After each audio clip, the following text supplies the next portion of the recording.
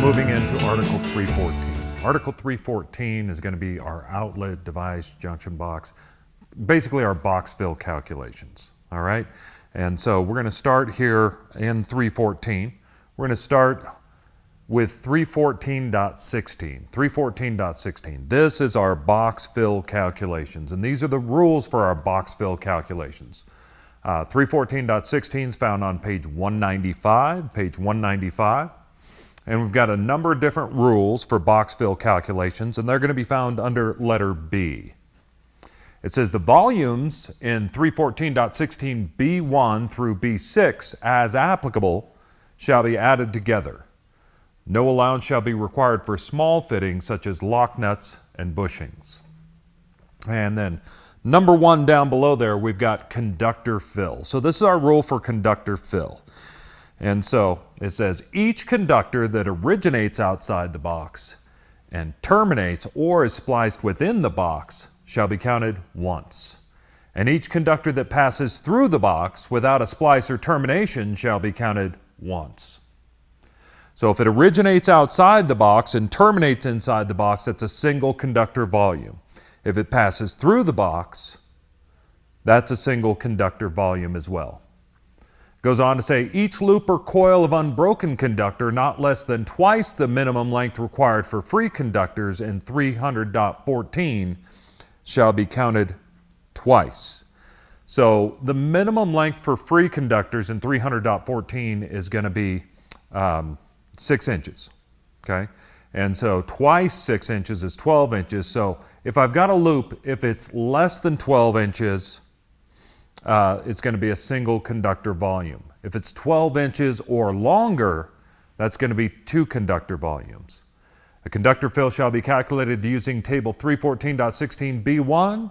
A conductor no part of which leaves the box shall not be counted. So, if the conductor originates inside the box and terminates inside the box, it doesn't count at all. So that's going to count for a bonding jumper or a pigtail, something like that. So bonding jumpers, pigtails, they originate inside the box, they terminate inside that same box, it doesn't count. But if I've got a conductor that comes from outside the box into the box and terminates inside the box, that's going to be a single conductor volume. If it passes through the box, that's going to be a single conductor volume. And then small loops are going to be 1 conductor volume as well. Larger loops, 12 inches or longer, are going to be 2 conductor volumes. So those are the basic rules for that. Now getting back into here, we've got number 2, clamp fill. It says where 1 or more internal cable clamps, whether factory or field supplied, are present in the box, a single volume allowance in accordance with table 314.16b1 shall be made based off of the largest conductor present in the box. No allowance shall be required for a cable connector with its clamping mechanism on the outside. So what that says, if I've got 1 or more internal cable clamps, that's going to be 1 conductor volume. So if I've got a single conductor or a cable clamp, that's going to be a single conductor volume. If I've got 2 cable clamps, that's going to be a single conductor volume. So it says 1 or more is going to be 1. Now what do I size those with? I size those with the largest conductor that's present in the box. So if I've got some 10s running in there, I've got some 12s running in there, we're going to size that with the 10s. Number 3, supporting fitting fill. Where 1 or more luminaire studs or hickeys are present in the box, a single volume allowance in accordance with table 314.16b1 shall be made for each type of fitting based off the largest conductor present in the box. So if I've got 1 luminaire stud or if I have 10 luminaire studs, it's still going to be a single conductor volume. All right. Number 4, device or equipment fill. For each yoke or strap containing 1 or more devices or equipment, double volume allowance in accordance with table 314.16b1 shall be made for each yoke or strap based off the largest conductor connected to a device or equipment supported by that yoke or strap. We don't really use that terminology, yoke or strap, but basically what they're saying there is any device that's in there, a light switch, a duplex receptacle, right? That's all going to be 2 conductor volumes. It goes on to say A device or utilization equipment wider than 2-inch device box, as described in Table 314.16a, shall have double volume allowances provided for each gang required for mounting. So basically what they're saying is if it's wider than 2 inches, we're going to double the double, right? So that's going to be 4 conductor volumes for a device that's wider than 2 inches. Goes on to say here under number 5, equipment grounding conductor fill. It says where up to 4 equipment grounding conductors enter a box, a single volume allowance in accordance with Table 314.16b1 shall be made based off the largest equipment grounding conductor entering the box. A quarter volume allowance shall be made for each additional equipment grounding conductor that enters the box based off of the largest equipment grounding conductor entering the box. So it says up to 4 is going to be a single conductor volume. All right.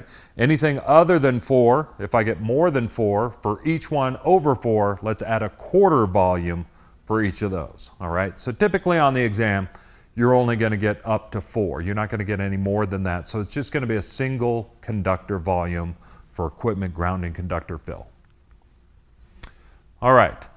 So if we know how many conductors that we have in there and how many are allowed, we also need to know information about the boxes themselves. So here on page 196, we got a table, 314.16a, and that's the sizes of our metal boxes. And so starting off at the top, you've got basically the size in millimeters. We won't use that. The size in inches is what we use. And so you got 1 1/4 inches, 1 1/2, 2 1/8. And we got to pay attention, really important, the configuration there, the round or octagonal. That's that first section. The second section is square. And then the third section is our 4 11/16 boxes in a square configuration.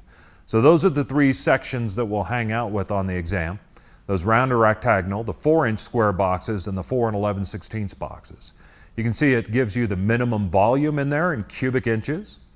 And then also, if all the conductors are the same size, what we're going to do is we're just going to look up on the table and we can find that in a 4 by 2 1/8 inch square box, a 4 square deep, it's 30.3 cubic inches, but if I'm doing nothing but 14 gauge conductors in there, we can have 15 conductors or 15 conductor volumes in there, right? If everything in there is number 10, then we can have 12. I'm sorry, yes, 12 of them, all right? So we can just look up straight on there, all right? That's fine if all the conductors are the same size. But if I have some 10s and some 12s running into the same box, we'll have to manually size those using this table on page 196, bottom of the page there, 314.16b1. And this is our volume allowances required per conductor. So we'll figure out how many 10s we have in there. And for each 10, we'll have 2.5 cubic inches, right? And then for each 12, we'll have 2.25 cubic inches per, right? 14s are 2 cubic inches per. And so if we have some 14s running in there and some 10s, for each number 14, we're going to allow 2 cubic inches, right? And then for each 10, 2.5 cubic inches. And then what we'll do is we'll go back to the table up there at the top of the page and we'll see, okay, what size box given the total volume do I need? And so then we hang out in our minimum volume column there and figure out which box is going to be adequate for that. So let's say we do a calculation, we come up with 25 cubic inches. Well, then we go down under minimum volume and I can see none of my round ones work. If I get to my 4 square, I got to get the 4 square deep before that's going to meet that. Or I can use that 4 11/16 by 1 1/4. And so that's the way that we would do that if I have more than one size in there. All right. So when it comes to box fill calculations, boxes that contain 6 gauge or smaller conductors can be sized basically to accommodate all the stuff that's going to be in there, right? And so we just got to be able to accommodate the conductors, the devices, any fittings, any things like that. that are going to be in the box, any equipment grounding conductors. We just got to have enough room for all that stuff so it's not all crammed in there, right?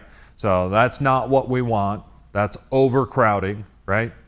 And we definitely don't want to have that type of situation. So when all the conductors in an outlet box are the same size, we can use that table up at the top of the page to figure out basically the number of conductors that we can put into a box, or if I've got a number of conductors that I've already need in that box, what size box will accommodate them.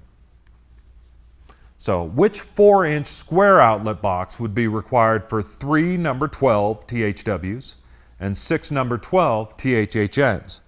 Now first off on this, it doesn't matter what type of insulation that you have in there. The fact that they're THW or they're THHN, that doesn't matter. What does matter is that I've got a total of 9 number 12s. And then we take a look at the question and it says, what size 4-inch square box do we need? Okay? And so we're not looking for the round ones, which is the first section, but the actual square ones. So what we're going to have to do is we're going to have to look on the table. And so here we have how many conductors? We've got a total of 9, and they're number 12s. And so what we're going to do is we're going to go down to number 12s, and we're going to go down in that second section until we see the number 9s, because it asks us about a 4-inch square, right? So I can't use that 4 by 2 1/8 inch round because the question itself asked me for a square one, all right? And so the answer that we'd be looking for is a 4 by 1.5 inch square. And that would be able to accommodate all of our conductors that we have in there, 9 12-gauge conductors. How many 14-gauge THHN conductors are permitted to be installed in a 4 by 1.5 inch round? And so now they give us the size of the box, and they give us the size of the conductors, and they want us to answer how many that we can put in there, right? And so we're going to go down to 4 by 1.5 inch round. We're going to go over to 14 gauge, and it tells us we can do 7. Now our volume of a box is going to be the total volume of its assembled parts, including any plaster rings, raised covers, and extension rings. Our total volume includes only those parts that are marked with their volumes in cubic inches or included in table 314.16a. And so just as a reminder of the rules, so again, our total box volume is going to be the total of its assembled parts. So if I add a plaster ring on there and that plaster ring is stamped with 3.3 cubic inches, I can add that to the original volume of the box. In this case, I had a 4 by 1.5 inch square, which is 21 cubic inches. I add that 3.3 cubic inches, and now I'm at 24.3. I add an extension ring on there that's also 21 cubic inches. Now I've created 42 cubic inches. So it's the total volume of its assembled parts. So if I run out of space, I can always add an extension ring on there. Okay, not pretty, but does work, and now we've got enough room to accommodate that stuff. If I still out of room, just keep on stacking, right? So we just definitely want to have enough room for all the stuff that's in there. Our calculated conductor volumes are determined by 314.16b1 through b5. Those are the individual rules that we were looking at. And so just as a reminder, anything that's a small fitting, like raceway and cable fittings, lock nuts, bushings, they're not counted for box fill calculations. Anything that originates outside the box and terminates inside the box is counted once. So here I've got 4 conductors that originate outside the box and terminate inside the box, so I've got 4 conductor volumes. Small loops count for 1. Large loops count for 2. And so here I've got 1 small loop, that's 1, and I've got 2 large loops, that's 3, 4, it's 1, 2, 3, and then 4, 5. right? So I got 5 conductor volumes in the illustration here. Pigtails, bonding jumpers, they originate in the box and they terminate in the box, so they're not counted for box fill calculations.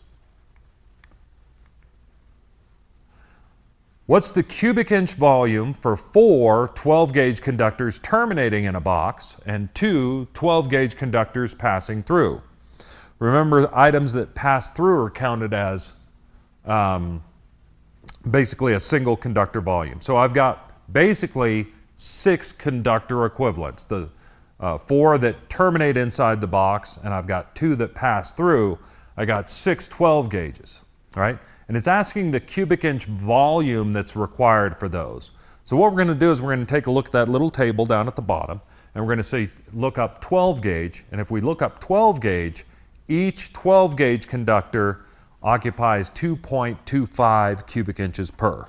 So we're just going to take our 6 times 2.25. That gives us 13.5 cubic inches. And so we look that up on the table, right? Number 12 or 2.25, and then we just do a little bit of math.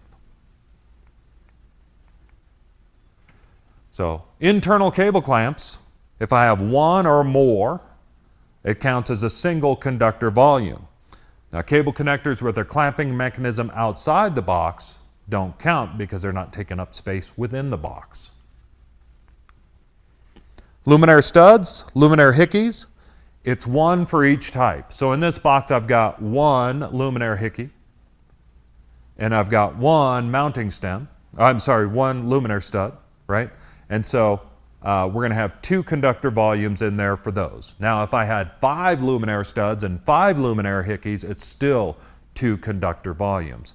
That mounting stem that I alluded to before, that is not counted for box fill calculations. Devices, receptacles, light switches count for 2 conductor volumes as long as they're not wider than 2 inches, right? So even though the physical size of that dimmer is bigger than the single pole light switch, right? They both count as 2 conductor volumes. Anything that's wider than 2 inches, like this 50 amp RV plug, is counted as 4 conductor volumes. So it's double the double is the way that the wording is on there. I don't like the wording on there. They just should have said 4 conductor volumes, but that's what they mean. All right. Equipment grounding conductors. If I have up to 4 of them, they're going to be a single conductor volume. If I get over 4, then we're going to add a quarter for each that's over 4. Okay, so now let's take a look at this box. So this box, everything that's coming into this box is 14 gauge conductors, right? And so I've got some 14 3-wire and some 14 2-wire coming in there. And so what we're going to do is we're going to take a look and see exactly how many conductor equivalents we're going to have in this. So first off, I've got my 5 conductors, right? So that's 1, 2, 3, 4, 5. I've got my ground. I only count that once, right? And so that's going to be 6. I've got my light switch, 7, 8. I've got my receptacle, 9, 10. And then I've got some internal cable clamps. That's 11. So we've got 11 number 14s in there. Now we can approach this a couple of different ways. We could say, okay, number 14s occupy 2 cubic inches per, so I'm going to take that times 11 and come up with 22 cubic inches and take a look at the table. Or I can just take a look at the table and say, hey, what size box do I need to accommodate 11 number 14s, right? And so if we go in there, we will find that 11 number 14s require what size box? So let me open up my book to take a look and see, since I don't have that on the graphic.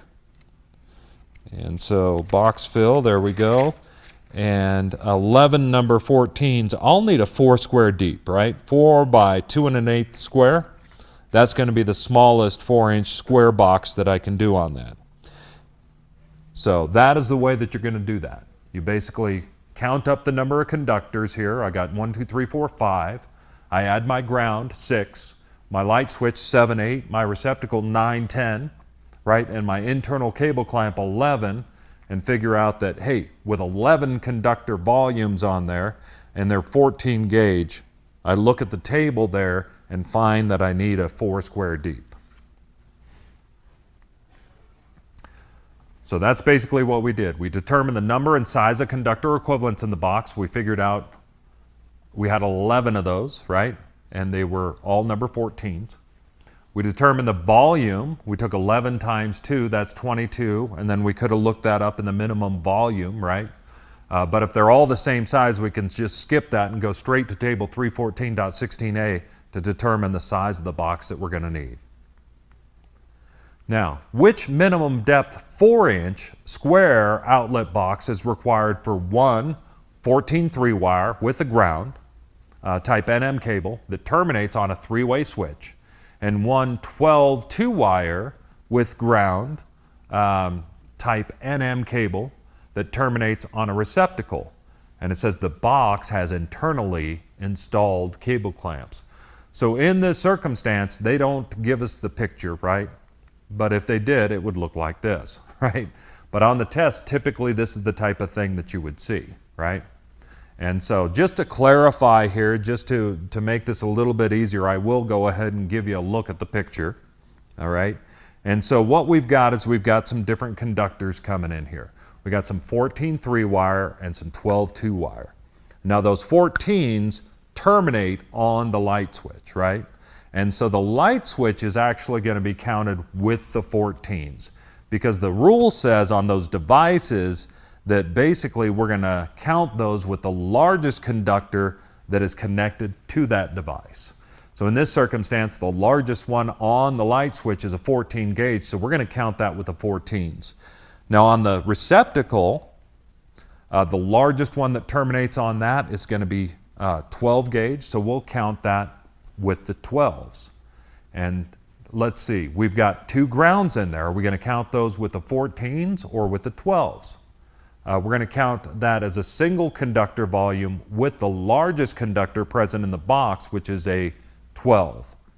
And then the internal cable clamps, we're going to count that with the 14s or we're going to count that with the 12s.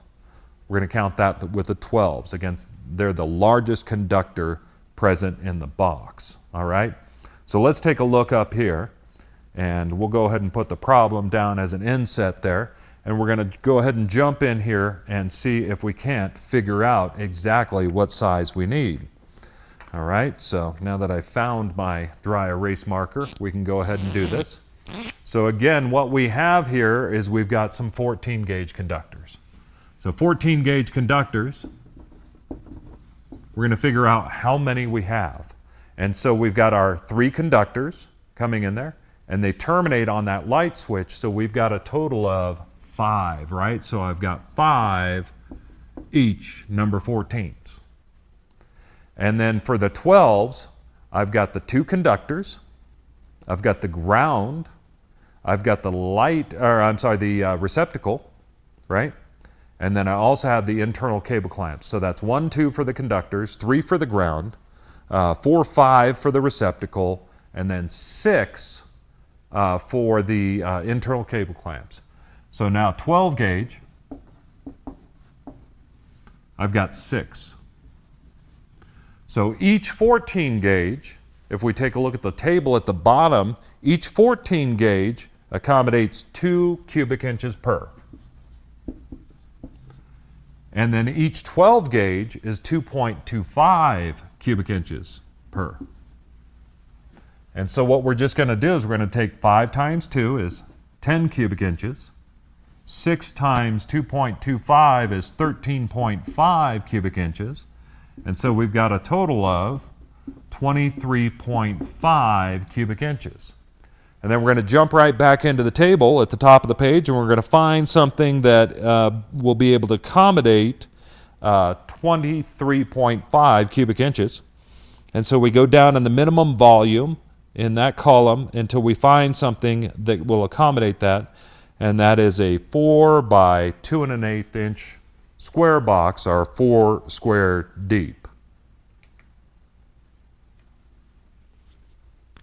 So sure enough, that's a 4 square deep in the graphic. All right, let's see if you can figure this one out. It says, how many 14 gauge conductors can be pulled through a 4-inch square by 2 1/8 inch deep box with a plaster ring marking of 3.6 cubic inches if the box already contains 2 receptacles, 5 number 12 conductors, and 2 equipment grounding conductors. So you guys see if you can work that out. So basically what we're going to do is we're going to figure out how much total volume do I have, how much stuff is in there, and then how much space is left over to accommodate the 14s that we're going to pull through. Go ahead and give that a shot.